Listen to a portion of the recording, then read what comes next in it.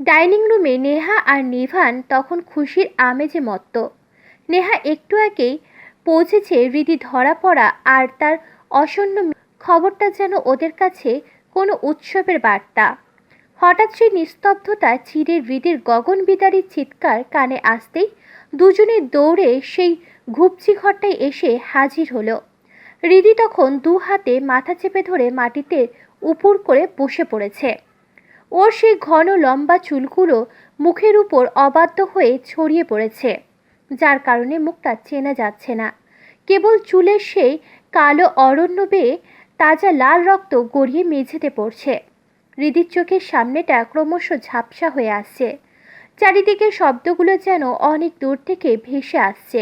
নিভানকে দেখে মাটিতে পড়ে থাকা গাড়টা যন্ত্রণায় কাতরাতে কাতরাতে বলল, বস, মেয়েটা আমায় লাথি মেরেছে, তাইও মাথায় আঘাত করেছে। কথাটা শুনে নেহা মুহূর্তেই হিংস্র হয়ে উঠল। চোখের মণি দুটো বড় বড় করে সে চেঁচিয়ে বলল, কি? এই সাধারণ একটা মেয়ের এত বড় সাহস? ওকে আমি নিজের হাতে শেষ করে। নেহা নিচু হয়ে মেঝেতে পড়ে থাকা রক্তমাখা ছুরিটা তুলতে গেল।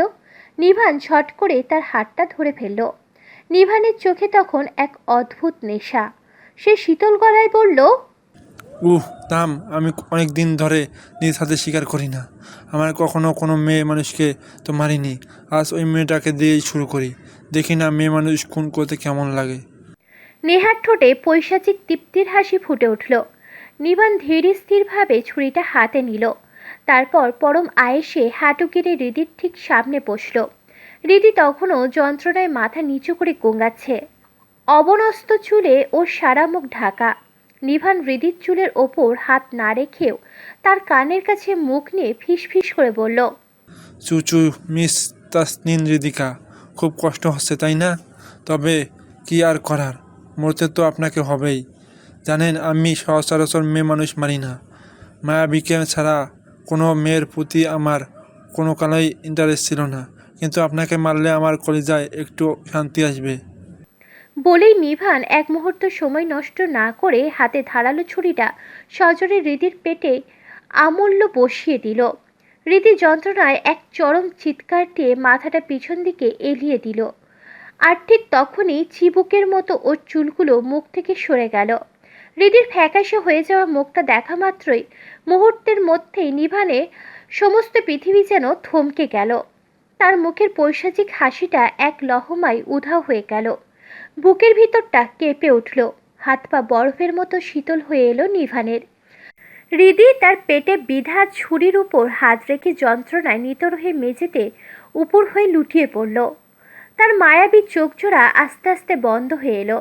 মুহূর্তে নিভান গলা ফাটানো চিৎকার করে উঠল। মায়াবী!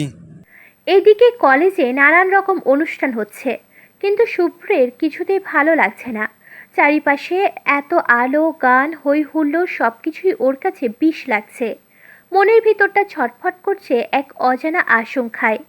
বারবার মনের আয়নায় হৃদির সেই মুখটা ভেসে উঠছে। শুভ্র বারবার নিজেকে প্রশ্ন করছে, হৃদিকে মারা কি ঠিক ছিল? কেন যে অকারণে মারতে গেল তার মনোমোহিনীকে? এই অপরাধবোধ ওকে কুড়ে কুড়ে খাচ্ছে। ধীরে ধীরে অনুষ্ঠান শেষ হতে হতে সন্ধ্যা হয়ে এলো। শুভ্র আর এক মুহূর্ত সেখানে থাকতে পারল না। সে গটগট করে কলেজ থেকে বের হলো। পিছন পিছন ঈশান আর শুভ্রাও আসছিল। শুভ্র গম্ভীর গলায় ঈশানকে উদ্দেশ্য করে বলল, ঈশান, তুমি শুভ্রাকে বাড়িতে পৌঁছে দিয়ে আসো। আমি এখন বাড়িতে যাচ্ছি না। ঈশান বসের মুখের দিকে তাকিয়ে আর দ্বিরুক্তি করল না, শুধু বলল, ওকে বস। শুভ্রর সাথে সাথে তার গাড়িতে উঠে পড়ল। কোথায় যাবে সে নিজেও জানে না, তবে তার দম বন্ধ হয়ে আসছে। সে পাগলের মতো গাড়ি চালিয়ে ফাঁকা রাস্তা দিয়ে ছুটে যেতে লাগলো। রাত হয়ে এসেছে। শুভ্র চুপচাপ রাস্তা দিয়ে একা গাড়ি চালাচ্ছে। চারপাশটা নিঝুম। হঠাৎ তার ফোনটা বেজে উঠল। শুভ্র স্ক্রিনে তাকিয়ে দেখলো ইকবাল এহসানের ফোন। সে গাড়ি চালাতে চালাতেই ফোনটা রিসিভ করে কানে ধরল। ওপাশ থেকে ইকবাল এহসানের কণ্ঠস্বর ভেসে এলো অত্যন্ত অস্থির আর আতঙ্কিত। শুভ্রা বাবা, হৃদিদের কলেজের কি অনুষ্ঠান শেষ হয়নি? শুভ্র তৎক্ষণাৎ গাড়ির কোষে ব্রেক মারল। টায়ারের তীক্ষ্ণ শব্দে রাস্তাটা কেঁপে উঠল। সে বলল, ফুপা, অনুষ্ঠান তো অনেক আগেই শেষ হয়ে গেছে। কেন ফুপা, কি হয়েছে?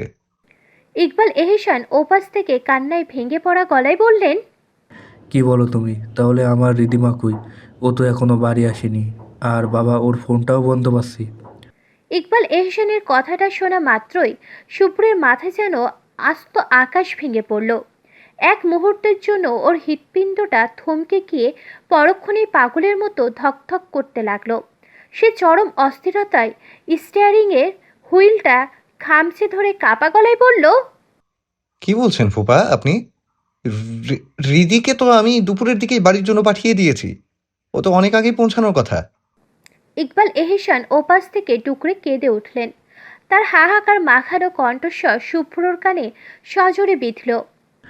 না বাবা, ও বাড়িতে আসেনি। আমি কতবার ফোন কল করেছি, কিন্তু ফোন বারবার বন্ধ বলছে। আমার মা জীবনটা কোথায় গেল রে বাবা? শুভ্রের মস্তিষ্কে যেন কাজ করা বন্ধ করে দিয়েছে। চারিদিকে নিঝুম রাতটা হঠাৎ ওর চারপাশে থেকে শ্বাসরোধ করতে চাইল।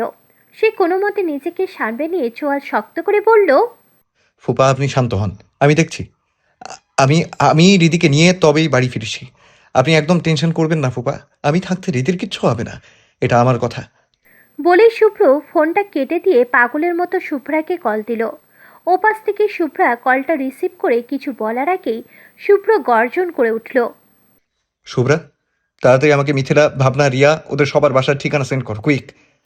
ওপাশ থেকে শুভ্রা হকচকিয়ে গিয়ে ঘাবড়ে যাওয়া গলায় বলল, কি হয়েছে ভাইয়া? তোমার গলা এমন শোনাচ্ছে কেন? তুমি ঠিক আছো তো? শুভ্র এবার হিতাহিত জ্ঞান হারিয়ে চিৎকার করে উঠল। ওর গলার রগগুলো রাগে ফুলে উঠেছে। আমি তোকে যেটা করতে বলেছি সেটা কর। Just do what I told you right now. Don't waste my damn time. Just send the addresses. শুভ্রার আর কথা বাড়ানোর সাহস হলো না। সে কাঁপা কাঁপা হাতে দ্রুত সব ঠিকানা মেসেজ করে দিল। শুভ্র পাগলের মতো গাড়ি ছুটিয়ে একজনের পর একজনের বাসায় গেল। টায়ারের ঘর্ষণে রাস্তা কেঁপে উঠছে, কিন্তু ফলাফল শূন্য। কারোর বাড়িতেই রিদি নেই। শুভ্রর মনে হচ্ছে ওর কলিজাটা কেউ জ্যান্ত টেনে বের করে নিয়েছে। সে রিদির নাম্বারে একটার পর একটা কল দিয়ে যাচ্ছে, কিন্তু সেই নিষ্ঠুর যান্ত্রিক কণ্ঠস্বর বারবার বলছে সংযোগ করা সম্ভব নয়। রাগে, ক্ষোভে আর এক অজানা আতঙ্কে শুভ্র হিতাহিত জ্ঞান হারিয়ে ফেল। সে সজোরে নিজের দামি ফোনটা রাস্তার দিকে ছুঁড়ে মেরে গলা ফাটানো এক চিৎকার দিয়ে উঠল। স্মৃতির বাচ্চা, কই তুই? আজ তোকে পেয়ে নেই, একদম জান শেষ করে দেবো তোর। এইভাবে আমার কলিজা নিয়ে কেন খেলছিস তুই? হঠাৎ শুভ্রের চোখ দুটো রাগে আর রক্তচক্ষু হয়ে উঠল। সে কোনো উপায় না দেখে নিজের হাতের স্মার্ট ওয়াচটা টিপে কাউকে একটা ফোন দিল। ওপাশ থেকে কলটা রিসিভ হতেই শুভ্র দারাজ গলায় হুকুম দিতে লাগলো। ওপাশ থেকে অত্যন্ত অনুগত এক কণ্ঠস্বর ভেসে এলো। 10 মিনিটের মধ্যে এই পুরো পৃথিবীর সব জায়গা আমার ঘেরাও চাই। Rail station, bus station, airport, সব। ইভেন হসপিটালের প্রতিটি কোণা যেন আমার মানুষদের নজরদারিতে থাকে। আজকে যত ফ্লাইট যাওয়ার কথা আছে সব ক্যান্সেল করা হবে। যত টাকা লাগে আমি দেব, তবু আমার সব জায়গায় ঘেরাও চাই। ওকে বস। শুভ্র ফোনটা কেটেই ঈশানকে কল দিল। ঈশান আগে থেকেই শুভ্রার সাথে ছিল, তাই সে কয়েক মিনিটের মধ্যেই ঝড়ের বেগে শুভ্রের সামনে এসে হাজির হলো। শুভ্রকে এমন বিধ্বংসী রূপে দেখে ঈশান ঘাবড়ে গিয়ে বলল, বস, আপনি ঠিক আছেন তো? কি হয়েছে? শুভ্র কোনো উত্তর দিল না। পাথরের মতো শক্ত মুখে সে পকেট থেকে আর একটা ফোন বের করে রীতির একটা হাসি খুশি ছবি ঈশানের ফোনে সেন্ড করে দিল। তারপর বরফ শীতল গলায় বলল, এই ছবিটা এখনই দেশের সব নিউজ চ্যানেলে দাও। পুরো পৃথিবী যেন এই মুহূর্তে ওকে দেখতে পায়। সাথে দুটো বিশেষ ক্যাপশন থাকবে। প্রথমটা হচ্ছে যে যে এই মেয়েকে খুঁজে পাবে বা সন্ধান দেবে তাকে নগদ লক্ষ টাকার পুরস্কার দেওয়া হবে। আর দ্বিতীয়টা, শুভ্র থামল। ওর চোখে দিয়ে যেন আগুন ঝরছে। সে দাঁতে দাঁত চেপে বলল, দ্বিতীয়টা থাকবে যদি এই মেয়েকে কেউ তুলে নিয়ে থাকে, তবে সে যদি নিজের জানের মায়া করে তাহলে যেন চুপচাপ ওকে আমার হাতে তুলে দিয়ে যায়। না হলে সাইফান শুভ্র চৌধুরী তার জানটাকে কুবিয়ে কুবিয়ে রাস্তায় কুত্তাদের খাওয়াবে। মনে থাকে যেন এক চুলো এদিক ওদিক না হয়। শুভ্রের রাগ দেখে ঈশানের বুকের ভিতরটা কেঁপে উঠল। কিন্তু তার চেয়েও বেশি বড় ধাক্কা খেল যখন সে ফোনের স্ক্রিনে হৃদির ছবিটা দেখল। ঈশান অবিশ্বাস্যের সুরে তোতলামি করে বলল, বাবা বস, এইটা তো রিধির পিক। কি হয়েছে রিধির? ও কোথায়? শুভ্র গাড়িতে পিঠ ঠেকিয়ে দাঁড়িয়ে আছে। ওর চোয়াল শক্ত হয়ে ফুলে উঠেছে। সে রুদ্ধশ্বাসে বলল, পাওয়া যাচ্ছে না ওকে। দুপুরে নিজে দাঁড়িয়ে থেকে ওকে বাড়ি পাঠিয়ে দিয়েছি, কিন্তু ফুপা ফোন করে জানালো ও বাড়ি ফেরেনি। ফোনটাও বারবার বন্ধ দেখাচ্ছে। ও সব বান্ধবীদের বাড়ি চষে ফেলেছি, কোথাও নেই ও, কোথাও নেই। কথাটা বলতে গিয়ে শুভ্রের বলিষ্ঠ কণ্ঠস্বর এক মুহূর্তের জন্য কেঁপে উঠল। এক চরম অসহায়ত্ব আর দুর্বলতা ওকে গ্রাস করতে চাইল। ঈশান সব শুনে যেন আকাশ থেকে পড়ল। পরিস্থিতি যে কতটা ভয়াবহ তা বুঝতে ওর আর বাকি রইল না। শুভ্রের এই ভেঙে পড়া অবস্থা দেখে ঈশান নিজের ভয় ঝেড়ে ফেলে চোখ মুখ শক্ত করে বলল, বস, আপনি একদম টেনশন করবেন না। আমি এখনই সব কিছু হ্যান্ডেল করছি। আপনি শুধু নিজেকে শক্ত রাখুন। বলে ঈশান আর এক মুহূর্ত দেরি করল না। বাইক স্টার্ট দিয়ে এক বিকট গর্জন তুলে সে ঝড়ের গতিতে দৃষ্টির আড়ালে চলে গেল। রাতের সেই নির্জন রাস্তায় দাঁড়িয়ে শুভ্র যেন এক হিংস্র পশুর মতো গর্জে উঠল। তার চিৎকারে চারপাশে নিস্তব্ধতা খান খান হয়ে গেল। সে আকাশের দিকে তাকিয়ে দাঁতে দাঁত চেপে বলল, যদি রিদিকে কোনো কুত্তার বাচ্চা তুলে নিয়ে থাকে, তবে তার রক্ত দিয়ে আমি গোসল করব। রিদির যদি কিচ্ছু হয়, তবে খোদার কসম সবাইকে ধ্বংস করে দেব, কাউকে ছাড়বো না আমি। ইতিমধ্যেই পুরো পৃথিবী যেন ওলটপালট হয়ে গেল। পুলিশ, সেনাবাহিনী থেকে শুরু করে শুভ্র তার সমস্ত শক্তি মাঠে নামিয়ে দিয়েছে। তন্ন তন্ন করে খোঁজা হচ্ছে শহরের প্রত্যেকটা ইঞ্চি।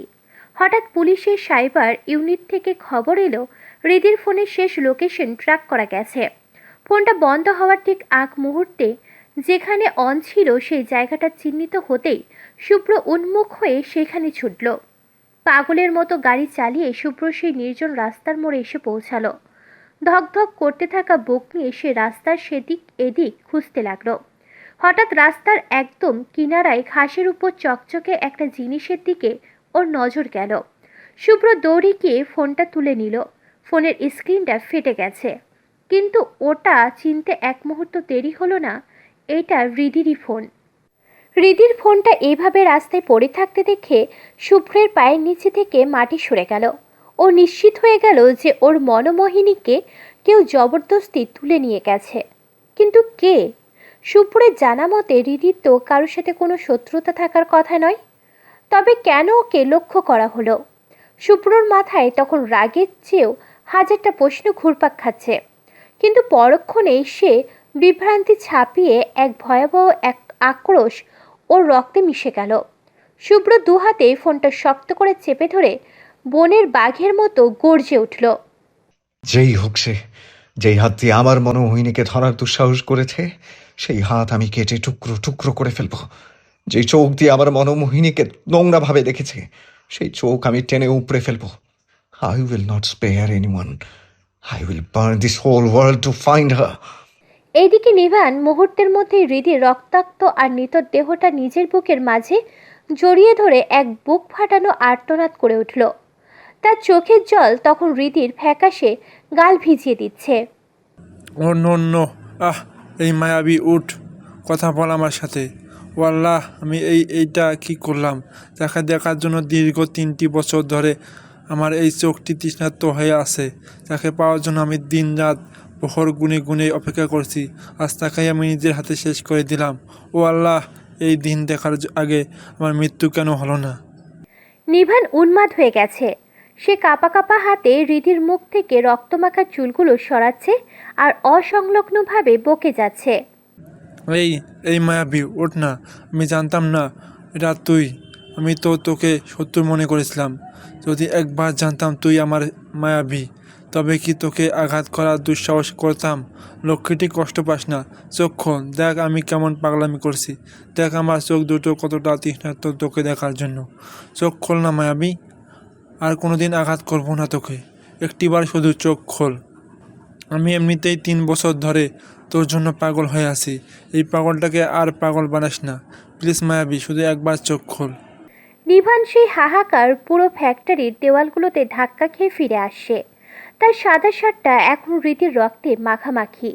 হঠাৎ ঘরের কোণে থাকা পুরনো টেলিভিশনটায় ব্রেকিং নিউজ বেজে উঠল। সাইফান শুভ্র চৌধুরী সে ভয়ঙ্কর ঘোষণা আর হৃদির ছবি স্ক্রিনে ভেসে উঠল, কিন্তু নিভানের সেদিকে কোনো খেয়াল নেই। সে তখনও হৃদির নিতর হাতে ওপর মাথা রেখে ডুকরে কাঁদছে আর বলছে, I will not let you go, Mayabi. Please wake up, Mayabi. I am not anything without you. Neha আর দাঁড়িয়ে থাকা বডিগার্ডরা যেন পাথর হয়ে গেছে। নিভানের এই আকস্মিক পাগলামি আর হাহাকারের কোনো মাথামুন্ডু তারা খুঁজে পাচ্ছে না। নেহা বিভ্রান্ত হয়ে কিছু একটা বলতে যাচ্ছিল, কিন্তু তার আগে নিভান হিংস্র পশুর মতো গর্জে উঠল। গার্ডদের দিকে রক্তচক্ষু নিয়ে তাকিয়ে চিৎকার করে বলল, ওই খাঙ্কির পোলারে দাঁড়িয়ে তামাশা দেখছিস কি? তাড়াতাড়ি গাড়ি বের কর, মায়াবিকে হসপিটাল নিতে হবে। দেখছিস না ওর কষ্ট হচ্ছে, কত রক্ত বের হচ্ছে ওর শরীর থেকে। ঠিক তখনই একজন গার্ড হন্তদন্ত হয়ে ঘরে ঢুকে কাঁপা কাঁপা গলায় বলল, বস, মেয়েটাকে হসপিটালে নিলে আপনি বড় বিপদে পড়বেন। সব নিউজ চ্যানেল থেকে শুরু করে সোশ্যাল মিডিয়া সবখানে এই মেয়েটার ছবি দেখাচ্ছে। পুলিশ সেনাবাহিনীর সব রাস্তায় নেমেছে ওকে খুঁজতে। এয়ারপোর্ট, স্টেশন, বাস স্ট্যান্ড সব সিল করে দেওয়া হয়েছে।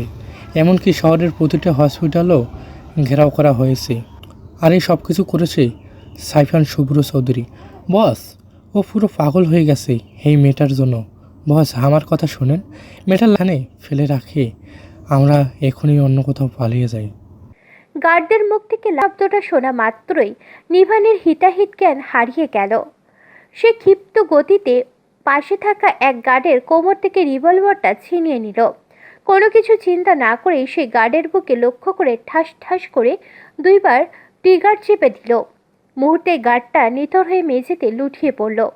ঘরের বাতাস বারুদের গন্ধে ভারী হয়ে উঠল।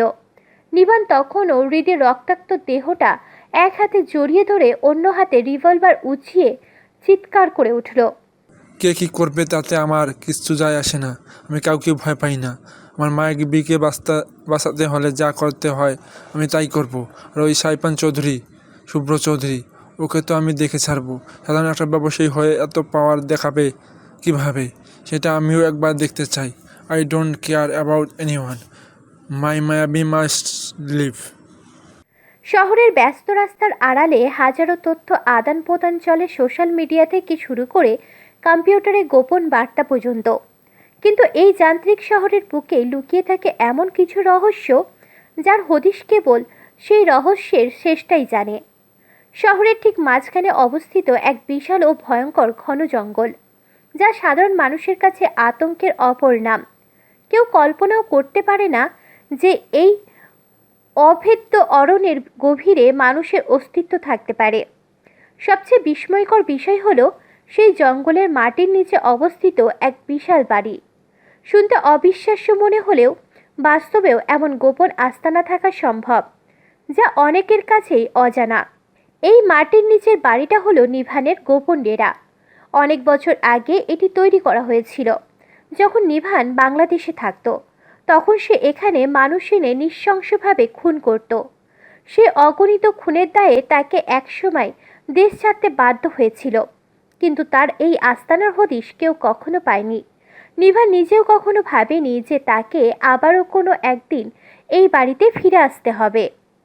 বাড়ির একটি রুমের বেডে নিথর হয়ে শুয়ে আছে হৃদি। তার পেটে আর মাথায় এখন সাদা ব্যান্ডেজ।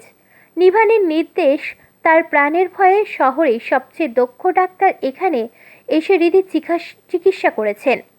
সৃষ্টিকর্তার অশেষ রহমতে হৃদি এখন বিপদমুক্ত ও সুস্থ। এখন কেবল সময়ের অপেক্ষা, কখন তার জ্ঞান ফিরবে আর সে চোখ মেলে তাকাবে। ভোরের আলো ফোটার ঠিক কয়েক মিনিট আগে হৃদির দু চোখের পাতা ধীরে ধীরে কেঁপে উঠল। চোখ খুলেই সে চারপাশটা দেখার চেষ্টা করলো, কিন্তু নিস্তব্ধতা তাকে গ্রাস করে ফেলল। চারিদিকটা এতটাই নিঝুম যে ওর মনে হচ্ছে ও কোনো কবরে শুয়ে আছে। রুমটার গঠন আর আসবাবপত্র দেখে মনে হচ্ছে সে কত বছর আগে কোনো এক পরিত্যক্ত পুরনো বাড়িতে এসে পড়েছে। হঠাৎ করেই ওর মাথার ভেতরটা প্রচণ্ড যন্ত্রণায় টনটন করে উঠল, আর সেই সাথে পেটের ক্ষতটাও যেন জ্বলে উঠল। নিজের শরীরের দিকে তাকিয়ে কালকের সেই বীভৎস ঘটনার কথা ওর মনে পড়ে গেল। মুহূর্তে হৃদির অস্বস্তি হয়ে উঠল। বুকের ভিতরটা ভয়ে দুরু দুরু কাঁপছে। ও তো কারোর কোনো ক্ষতি করেনি, তবে কেন ওকে এইভাবে মারার চেষ্টা করা হলো? ঠিক সেই সময় একটা বিকট ক্যাচ শব্দে রুমের ভারী দরজাটা খুলে গেল। হৃদি ভয়ে কুকড়ে গিয়ে দরজার দিকে তাকিয়ে থমকে গেল। নিভান ধীর পায়ে ভিতরে ঢুকলো। হৃদির জ্ঞান ফিরেছে দেখে নিভানের কোণে এক চিলতে তৃপ্তির হাসি ফুটে উঠল। সে খুব স্বাভাবিক ভঙ্গিতে হৃদির পাশে এক চেয়ার টেনে বসল এবং এক দৃষ্টিতে ওর দিকে তাকিয়ে নরম গলায় বলল, গুড মর্নিং মায়াবী। ঘুম কেমন হলো? শরীর কি এখন খুব বেশি খারাপ লাগছে?